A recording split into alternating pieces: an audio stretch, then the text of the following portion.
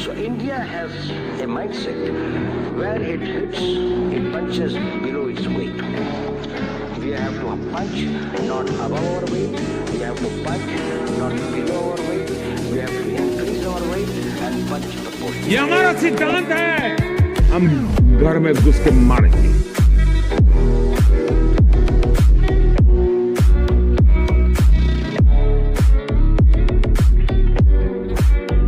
You know, victims of terrorism do not sit together with perpetrators of terrorism to discuss terrorism. Jai Hind, Jai Bharat, and welcome to Dev Talks. I have the honor to sit with Ambassador Kanwal Sibal. Sir, thank you so much. We've had a lot of interactions online. Great to have you in person and actually sit down. And we are sitting in Srinagar, as all of you guys know, on the sidelines of the Kashmir Literature Festival in the SKICC. Firstly, sir, a word about that. How do you feel? It's a first festival. What do you think about it? I think it's a very good initiative. The Jaipur Literary Festival has acquired a notoriety of its own. It is necessary to have such festivals in other places too. So the idea of a literary festival in Srinagar is a novel idea, given the fact that there is a political element to it, unlike in the case of other literary festivals in Jaipur or elsewhere. And the idea would be, and it's a very laudable idea, to have this festival so as to bring Kashmir into the national mainstream when it comes to discussions of this nature. It's not a political festival, though the thought behind certainly has a political element in it. And there is a discussion also on what's happening in Kashmir, peace and exclusivity or prosperity and things like that. Some very good discussions have taken place on that subject. But the subjects are much wider in scope. And we had some very interesting discussions, which I attended just now, about the ruler and the ruled, where I was very impressed by the quality of the discussion and the depth of the discussion, which actually went into what are the qualities of a ruler in ancient India, in our scriptures and this and that. Very enlightening indeed. And we've had discussions on international issues too. So the long and short is that this is the first time, obviously.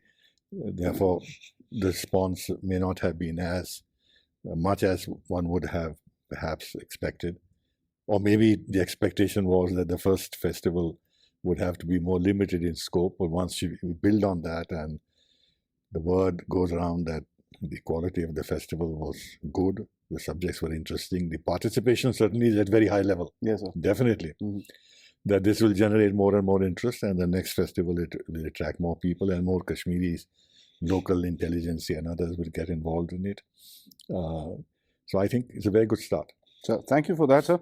Let's get back to business of geopolitics. Recently, we've had, the BJP, and I won't say BJP itself, but the government come out and hit hard to the US for the first time. As a matter of fact, you guys have been talking about it offline, the deep state and the OCCRP and the State Department and this and that.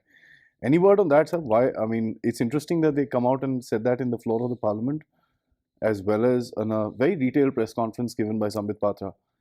Was this expected? Not really. Not really, because this thing has been festering for a long time. United States has been interfering in our internal affairs. The reports that they issue, the State Department that is, on religious freedom, on democracy in India and human rights in India.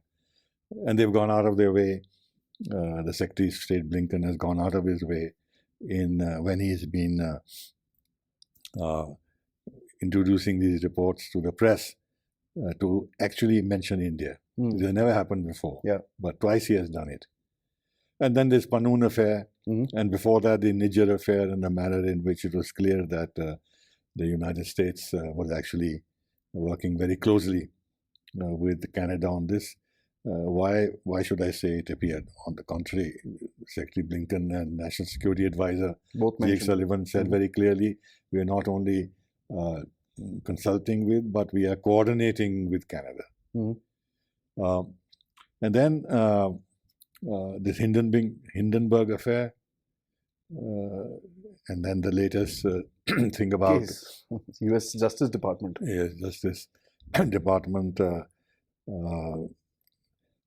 indicting Adani. Now, how can anybody with any iota of common sense say that this is not linked to Rahul Gandhi's 2, 3, 4 years, I don't know, long campaign?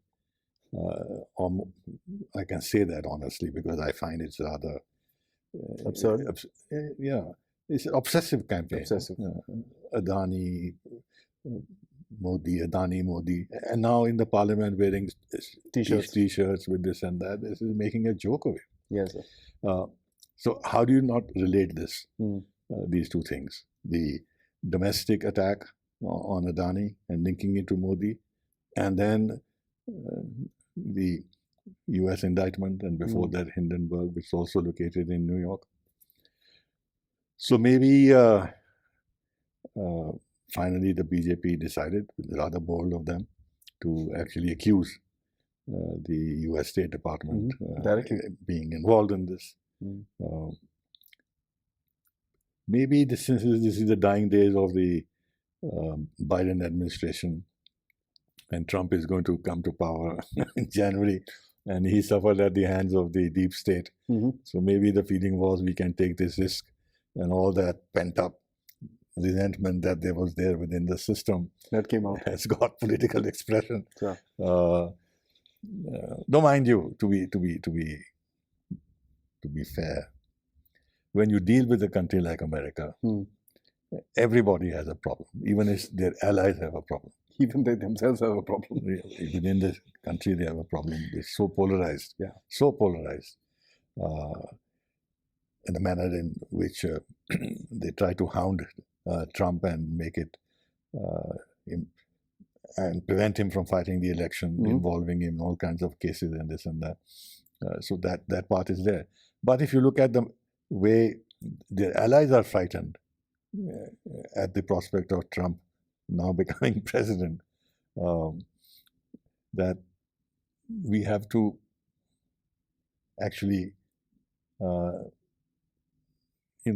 put that in our larger geopolitical calculations, that whereas our relationship with the United States is very positive in many areas, but it is also a country which can potentially harm us the most, and in some ways does harm us.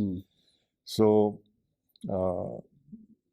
I think we should be also careful that we don't go too far in attacking or rather accusing the United States of destabilizing India, because we have to understand what the repercussions of that would be in terms of maintaining an atmosphere of reasonable trust between each other.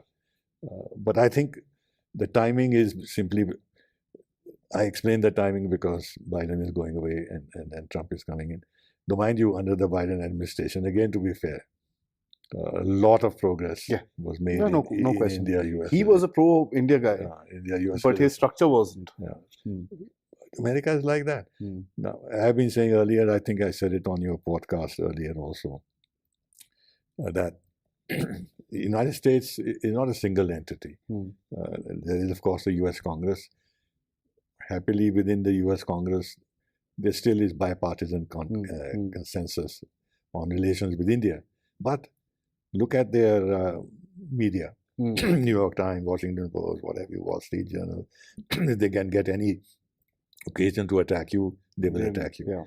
And then all the reports that the State Department issues at the behest of the Congress, they are heavily one-sided. And then the academia, they are also lashing at you. There is the think tanks, they lash at you. Even magazines like Foreign Affairs, which at one time one believed had certain standards, but they'll ask all kinds of extremely hostile people to Modi to write for them, like Hartosh Bal and others. They write big articles in foreign affairs. Now, mind you, these people, they are part of the system and a very integral part of the system because they move into the administration. And when there's a change in the administration, they move into these think tanks. Academia and all that. Academia and all that. So there is this reality that we have to contend with. And it's not going to go away. Huh? Simply because Trump has come die to down power. a little bit and then resurface. I don't know about that. Really? No, because at the end of the day, Trump has won 50% or whatever the votes, 51, 50 point, whatever. But the rest is still the rest is still there. And they look at everything that Trump does with a hostile eye. And if there's anything wrong that he does, they'll try and play it up. And therefore, they're not going to step back and start looking at India positively. And especially if India and Trump, under Trump, US under Trump, develop more understanding and more ties, there'll be actually good reason for those opposed to Trump to actually attack us further. As you know, already in the past, they bracketed Modi and Trump in the same paradigm, Trump at the same time as Erdogan and all that. And so that sort of a thing will continue. So therefore, we should be prepared for it. But the interesting factor is that today morning, an official from the US Embassy in Delhi has reacted and said, oh, it's disappointing that the BJP has done this. It's not the BJP, it's the government that has done this. It's the BJP-led government that has done it. Because when BJP says it, it's in a press conference. But when the government says it on the floor of the House, they've not commented about that, but they've commented on the BJP. But funnily speaking, sir, in that statement, they haven't denied the connection between OCCRP and the State Department. They've just said that, oh, we back a lot of independent media to keep a track and, put those responsible in check, those in power in check. It's our moral responsibility to do that. So this is more or less an admission. It is. But the facts are clear, we know it. Yeah. So whether they admit it or not is neither here nor there. Sure. I mean, if they said no, do you think we would have said, okay, they've said no, therefore there's no reality in this? So, and they have couched it in such a manner that they have implicitly admitted it, but they are disappointed that we've come out openly in expressing our concerns about what the Americans are doing to interfere in our internal affairs. It's all right. I mean, if they can say the sort of things that I've just mentioned about India, and if we make a statement in Parliament, if we make a statement in Parliament, so what? I mean, it's fine. I mean, the pushback that India has been giving with regards to Bangladesh, Blackbird AI is one agency which is again linked with these guys. They do AI analysis of the moods online. They've come out with a report that India is doing a hard narrative attack on Bangladesh and creating false propaganda as far as the killings of Hindus and all that is concerned. And all your regular, the Wilson Center, the so-called analysts have jumped onto it. And you've got Wilson Center, Atlantic Council, that famous lady, I mean, not famous, but infamous lady. The interesting factor is that I see a meltdown within these bracket of individuals who always comment on India's internal affairs. It's, as you said, they've kind of put across a feeling that they've been betrayed. Now, that's very interesting that Hindi mein there's a saying, ulta chor kotwal ko dante. You've been doing the wrong, but then when we come out and say it that, hello, what are you guys doing? They say, no, you shouldn't have said this. So it's very interesting that they have that high level of morality, even in this sort of a scenario that, no, this is nothing wrong, this is independent media. But sir, one thing that people don't ask the US, how is it independent if the State Department is funding something like that? So what is the categorization of independence in that aspect? See, the US and the West in general, but the US controls international narratives on everything. You can say that their newspapers, their agencies. And since it's a very elaborate network and a lot of people are involved, and it's the English language, and it's all written very well. In India particularly, we are very vulnerable. The Chinese are not, the Russians are not, because they have Firewall. No, they are not that open to the English language. The public is not familiar. The public doesn't speak English language we do. Therefore, they don't have access, such ready access to the Western media. If they actually, are informed about these things, it is through their own media. And in a different way than it should be. I mean, if this is raw. If TASS reports it, or China News, whatever reports it, that this is what the West is saying about you, that's how they know it. Apart from a handful of people who actually may know English language and have direct access to this material. In China, even that is not possible. Because they have this firewall, etc. But in India, we are totally open. We are the biggest user of Facebook and all the social media. Internet is very widely now accessible in India.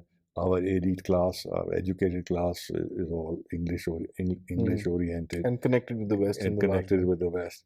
Look at the children of our elite; they're all in the West. The diaspora is huge in number.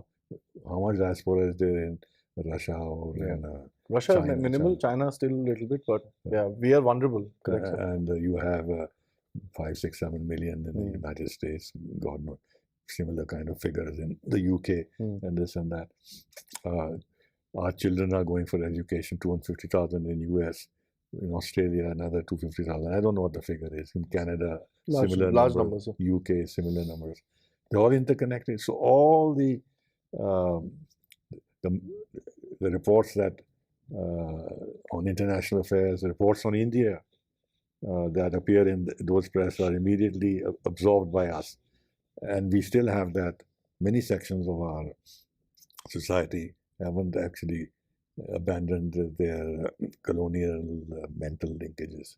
And therefore they take this at face value, whatever is written there, and use it for internal politicking. Because we are also divided within our country. So when there is some very critical things written about Modi and Hindutva, and it BJP, is taken up with the agenda in the parliament. And then it is propagated in our own media. All these woke ideas also coming across, all these LGBTQ stuff is also coming across from there.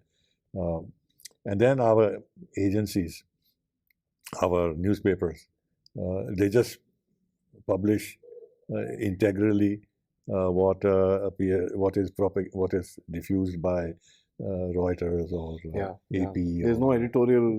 Nothing. And I've seen the reporting they do, let's say, on Ukraine. It's all taken from news agencies. Then you have a lot of these academics, Indian origin academics in US universities. They're writing in our press.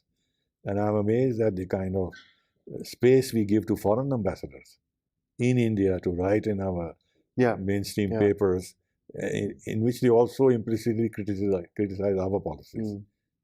Because they attack Russia and etc. So the narratives are dominated, the global narratives are dominated by the West, and in particular the United States. And that makes us very, very vulnerable. So when we also look at the situation in the globe today, it's going through a heft change. But having said that, India taking a step like this wouldn't be without a thought, wouldn't be without some sort of a back channel discussion with the incoming administration of Trump and stuff like that. We've seen attacks on people from his administration, especially Tulsi, her being connected to the ISKCON and stuff like that. We've seen a huge amount of attack. And the minute she was named, Bangladesh ISKCON thing blows up. So there's, people are saying, well, might not be a direct connection, but there's something there, And I've always kind of seen these events don't just happen randomly. There's always a pattern to them. Will this whole structure which is doing this today, as you said, they kind of fade into the background, into academia, like our, I have a nickname for the lady, Victoria Regime Change Nuland. She was in Columbia University, Now she's back on the board of the National Endowment of Democracy. So, and by the way, I've been noticing the day she was taken over, end of October, the narratives have just up in the air. So it's the attack. So you can see that. Do you think the structure will basically try and coerce Trump into this same way as they used to do business before? So you've hinted on the factor that they will attack Trump, but do you think they'll get him to kind of do this kind of stuff, or Trump will be the maverick that he poses to be? Largely, I think Trump will do what he wants to do. But then he has to manage the political scene in the United States, manage the Congress, and therefore, on some issues, he'll have to, adapt his policies. Now, for example, in his first term, he was attacked through this Russiagate business, and it became a bit of an issue. So what did he do? He imposed sanctions on Russia, and then boasted that I am the person who imposed the biggest, heaviest sanctions on Russia. Russia and Iran, for that matter, yes. And he also expelled Russian diplomats, took over their compounds in the United States. He took many steps. He also armed Ukraine. So, but now I think, I can't speak for him. He has had experience of his first term. He also feels that within his cabinet he didn't have loyalists, and now he does, and they were undermining his policies or his thinking or his approach. Now he wants loyalists who will do his bidding. He'll be total control. So he will fight back. But then, there is also another thing, which is the military-industrial complex, right? So if military-industrial complex was fomenting all these wars during the Biden years, but this military-industrial complex is also very close to the Trump people. But leave aside Trump, it is structurally an integral part of U.S. functioning. That's true. And there is no way that he can turn his back. Then when he says that I want to make America great again for what? To be able to feel good at home, or to make it, or make sure that the world deals with a strong United States. What does that mean? That means the same policy of domination, of hegemony. Twisting here and there. So, and he now wants to add to the other instruments that they have in their hands, this tariff business. That, if you move away from the dollar, nobody's moving away from the dollar. I'll impose. It was a Chinese narrative that a lot of people in India also fell for. 100% tariffs on you. In any case, 60% tariffs on China, 10% on everybody. Threatens Canada with 25% and Mexico with 25%. No, I think we should. There are elements in Trump's thinking and approach and policy where, on the one hand, he says that he doesn't want to get U.S. involved in military interventions abroad. That we have to now see whether, as you said, he has plans to squeeze Iran. Maybe he will not want to use military means to do that, but I can't say what can happen on that front. But this is one of the areas which is on which there is a question mark. But he, as I said again, he's also trying to, in his first term also, he like Obama did, to strengthen the nuclear capability of the United States. And then I don't know whether he's going to reverse policies on Georgia or Romania or this or that. It's in the air. I don't think he can change the core foreign policy of the United States, that we are the preeminent power, we have to remain preeminent, and that we had yielded ground, and we're going to recover that ground and make us great again, which, if you translate it into any language, it means that we want to be the hegemonic power or the preeminent power. You know, one thing that I see from the State Department, and especially the deep state, if I may, is the factor that they're trying to follow a scorched earth policy. You know, you mentioned Russia. Ukraine has been allowed to fire these ATACMS and all that inside. Excuse me. Georgia is blowing up. Syria has folded. Iran calmed down right now, but we know it's got sharp teeth. And interestingly, the South Korean guy decides to go for a martial law, who's again supposed to be a sort of a, you know, plant, as what a lot of people say. How do you think this game is going to go forward, sir? Because are they trying to create more hurdles for this guy? Because he declared that, you know, I'll fix this in 30 days, I'll fix this in this much time. The war will be over. Are these speed breakers that they're kind of... And why is the world on fire today? I mean, literally every part of the world is...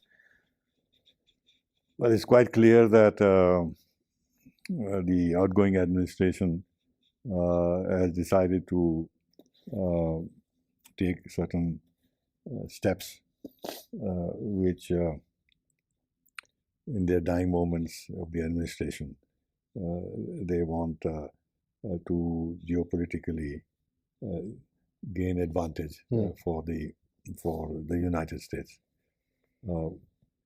Insofar as Russia is concerned, you mentioned they gave them permission. Now that to launch these ATACMS or whatever it is, long-range missiles into Russia. Now, for last 3.5 years or more than 3.5 years, the United States didn't want to do that. Why now? So why now? It doesn't make any sense. It doesn't make any sense. If there was a risk of a direct war between NATO and Russia, in fact, with this step, you are creating, aggravating that risk. But they've done it. In Georgia, you know, it's such hypocrisy that they openly interfere in their internal affairs. The NGOs are promoted by these chaps working on the ground. It's the same technique that they followed in Ukraine, the Maidan protests. It's akin to that. And somebody also went around distributing cookies to emulate Victoria. And what was the Georgian Prime Minister's, why this got triggered? That any NGO receives more than 20 or 30% foreign assistance, foreign money, will have to register themselves as foreign agents, actually following the US law, if you like. But they said this is unacceptable. And then the remarkable thing is that the previous French diplomat, who's now the president of Georgia, says that this election was not fair. And my term is ending on December 14, 16, but I will continue to be president. And what about democracy? I mean, there's such a violation of diplomatic norms, such a glaring violation of diplomatic norms, but nobody is bothered about that. And then what happens in Romania? France? He gets 60+% of the votes in the first round. And they say, no, on TikTok there was too much propaganda in his favor, and Russians were behind it. And therefore this court in Romania has rescinded the election, and they want to have a re-election. I mean, then they talk about their values and everything else, which they blatantly violate, and they are not answerable to anybody. So they are creating all these, and what's happened in Syria. Syria is amazing. Suddenly this Jolani fellow, he was an associate of this Baghdadi, who was part of the Islamic State. He is the man who created the Jawat al-Nusra. And now suddenly he's become perfectly The freedom-loving jihadi.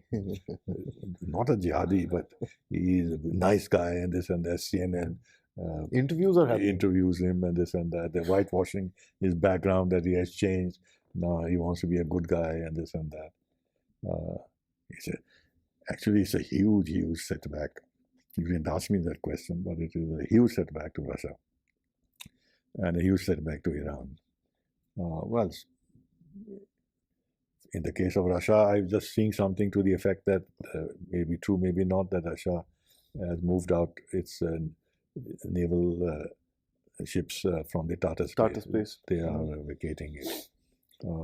This whole Astana dialogue became a flop. Useless, yeah. And I think the Christians and the Alawites in Syria are in danger. And nothing is going to happen even if these people are massacred. Because we've seen that the Yazidis and all. Yeah. Nobody said anything. And even the Christians were all either killed or they left the country. I mean, nobody said anything. So, so the geopolitical picture is changing, and this policy of extending Russia is actually succeeding on the ground. With no reactions coming in at the moment from the Russians. Yeah, the Russians have absorbed it. They have realized that Ukraine is more important than Syria.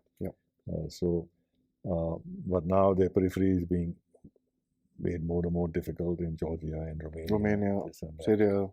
And Iran has been, not that we have to bat for Iran or for Hezbollah or for Hamas or what have you, but the fact is that there has to be some balance in this area. Some balance. I mean, you can't simply treat Iran as an ogre and create a situation where you are actually risking a war with Iran, about which a lot of other people who may not particularly love the Iranian regime may feel that this is unnecessarily provoking conflicts. For us, it is a dangerous situation because of our interest in the Middle East or in West Asia.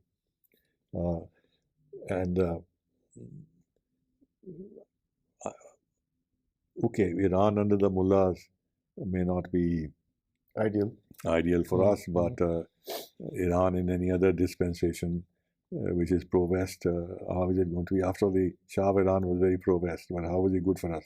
Yeah, he used to send fighter aircraft to Pakistan in the 71 war. So it's the fact is that the West still remains very strong, and Russia is on the back foot.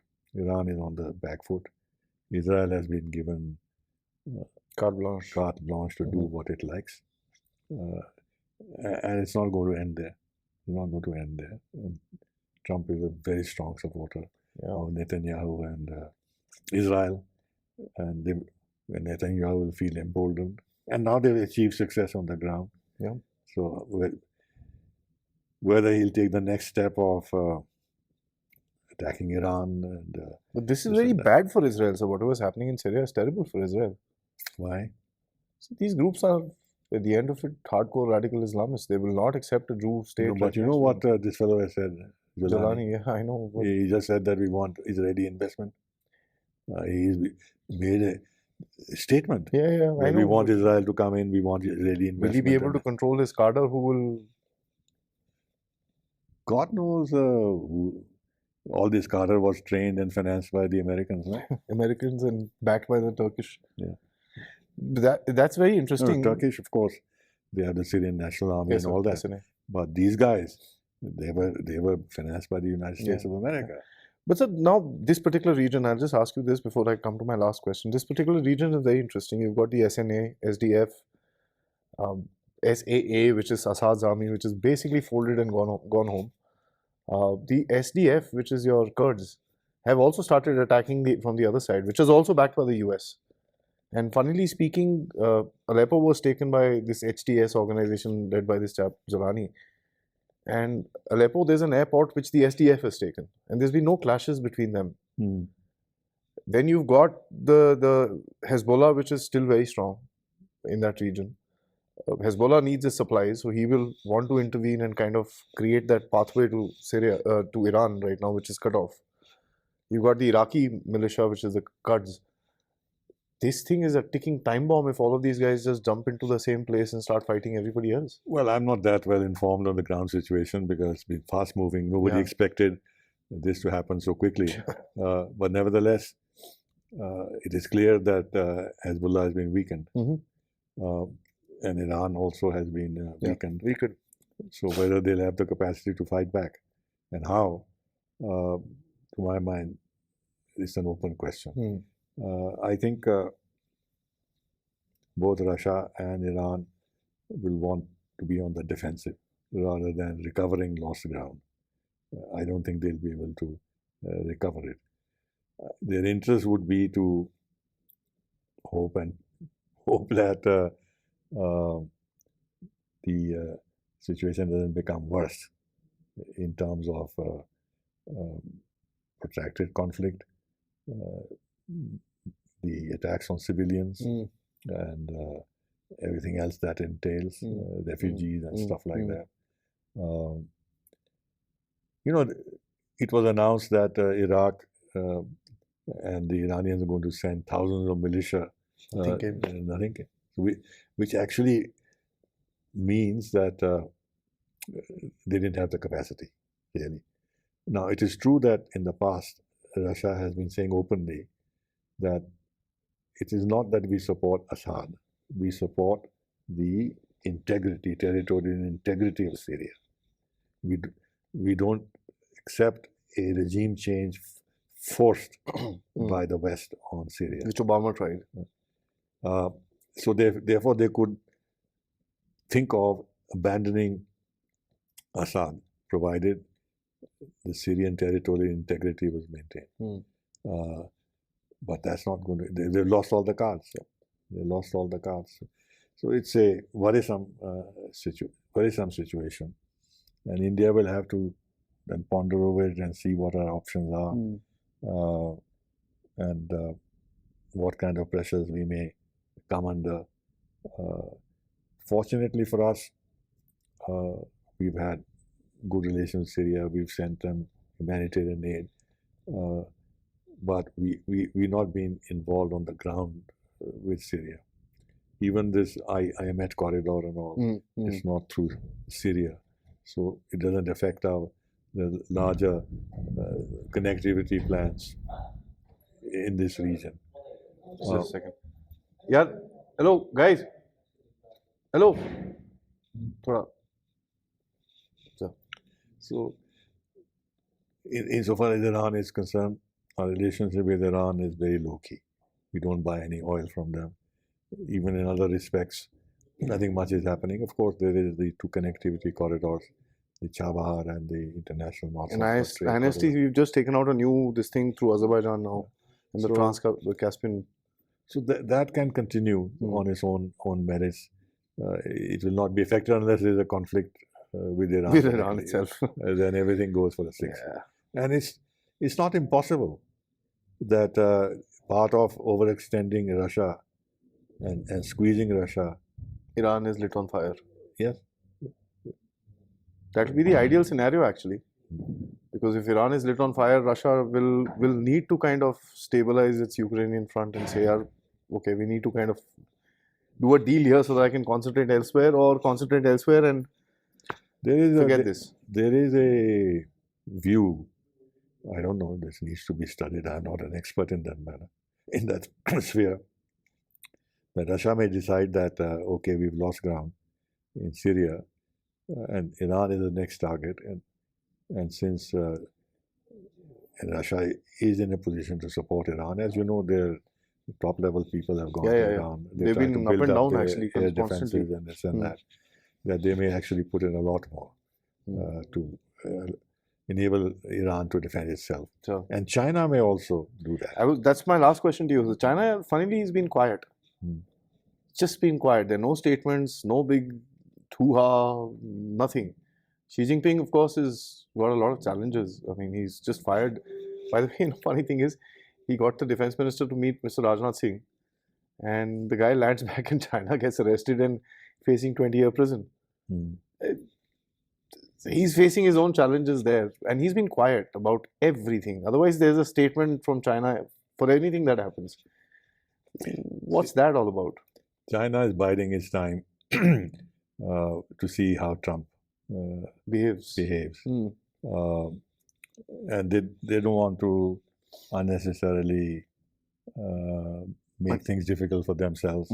Though, mind you, they've just imposed counter sanctions on the United States, directed at their military, especially. So they are also in anticipation of what Trump may do in terms of tariffs and everything else. They are sending advance warnings that two can play at this game, and we can also do that. But I think basically they are on the defensive. For them, the export markets are vital, and their economy is not in that good shape. There are obviously internal problems, massive ones. Second, dismissal, arrest of the defense minister. Fourth one, sir. Fourth one. So, like in the case of Russia, they've been waiting for Trump to take over and then see what is the scenario then under his presidency, and China would also have the same thinking in view. But at the end of the day, it is clear that Russia, China, and Iran have to get together, because they've lost a lot of ground. They can lose more ground if they just keep stepping back and retreating from taking tough positions. So let's see what happens. The whole international scenario has got very, very complicated. So, thank you so much, sir. It's always a pleasure talking to you. Geopolitics is getting crispier, if I may use that word. And day by day, we are just seeing the game just exploding. And that's very interesting to me. The final thing that I would say is that the deep state is kind of, I don't know if it's on a collision course with itself or it's just burning the world.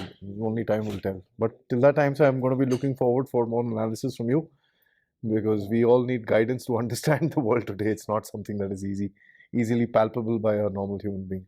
Always a pleasure, sir. Thank you so much. Thank you. Lovely meeting you again. Thank you. Jai Hind.